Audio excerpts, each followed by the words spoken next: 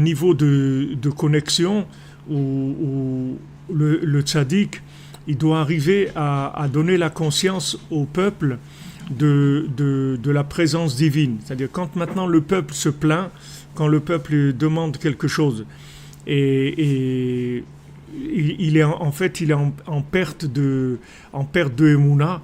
Quand on a demandé, ouais, mais on n'a pas de quoi manger, on n'a pas de quoi boire, et on arrive même à dire, on aurait préféré rester en Égypte, c'est-à-dire on aurait préféré rester à l'horizontale, parce que là, tu nous as branchés sur le vertical, et ça, qu'est-ce que ça nous donne? Ça nous donne qu'on n'a pas de quoi manger, on n'a pas nos besoins minimums.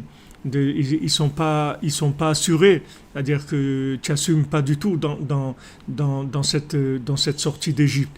Alors là c'est là où il y a l'intervention du tzaddik, c'est-à-dire que le tzaddik il doit être capable de pouvoir nous conscientiser de la présence divine dans les difficultés qu'on va avoir, les nouvelles difficultés qu'on va avoir, justement à l'horizontale, parce qu'on a choisi le vertical, parce qu'on a choisi de s'engager dans le service divin, parce qu'on a choisi de se rapprocher d'Hachem. Alors il va y avoir certaines difficultés qui vont arriver dans la matière et dans le matériel. Il faut qu'à ce moment-là, le tzaddik, il arrive à nous communiquer la émouna qu'il faut pour qu'on puisse rester branché, parce que sinon ça explose. C'est-à-dire non seulement ils se sont débranchés, mais ils voulaient retourner carrément en Égypte. C'est-à-dire qu'ils ont dit, allez, nous on en a marre de cette aventure-là et on préfère retourner à l'horizontale complètement. L'inconscient, mais dans l'imagination, ça marche beaucoup mieux. C'est-à-dire c'est beaucoup plus, même si c'est de l'esclavage, mais il n'y a pas cette conscience-là. Tandis que là, tu nous mets dans un niveau de conscience qui est plus élevé. Et maintenant, dans ce niveau de conscience plus élevé, on ne supporte pas du tout les problèmes matériels. Parce qu'on pense que du fait qu'on est rentré dans un niveau de conscience plus élevé, les problèmes matériels, ils doivent être résolus automatiquement. C'est normal, c'est-à-dire c'est noblesse oblige.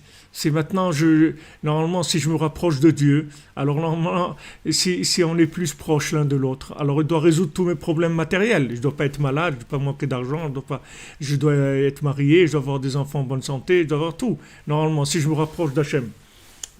Ça, c'est la vision c'est la vision du paysan de l'horizontale qui rentre au vertical. C'est-à-dire que c'est un paysan, c'est-à-dire il arrive, il dit bon alors si on est sorti d'Égypte, c'est pour que ça soit mieux, c'est pas pour que ça soit pire.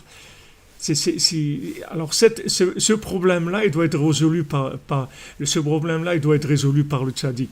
C'est-à-dire, ça s'appelle Yichud du tzaddik de Knesset Israël. C'est-à-dire, il doit se débrouiller à pouvoir donner la force au peuple de tenir le temps de la connexion avec Hachem, c'est-à-dire de ce moment-là d'hésitation où il va y avoir une épreuve d'émouna en se disant mais non. Hachem, il nous a pas fait sortir d'Égypte pour nous tuer dans le désert. C'est pas vrai. C'est pas possible. C'est impossible qu'Hachem il ait fait ça. Mais on voit qu'à un moment, il y a une perte il y a la perte de cette conscience-là. Et la perte de cette conscience, elle vient en fait de manque de Emouna dans le tzaddik, dans Moshe Rabbeinu. Et du côté aussi de Moshe Rabbeinu, qui a pas eu le langage qu'il fallait au moment où il fallait. C'est-à-dire, il y a un manque dans les deux. Les deux, ils ont quelque chose qui n'est pas adapté à la situation. Oui, monsieur.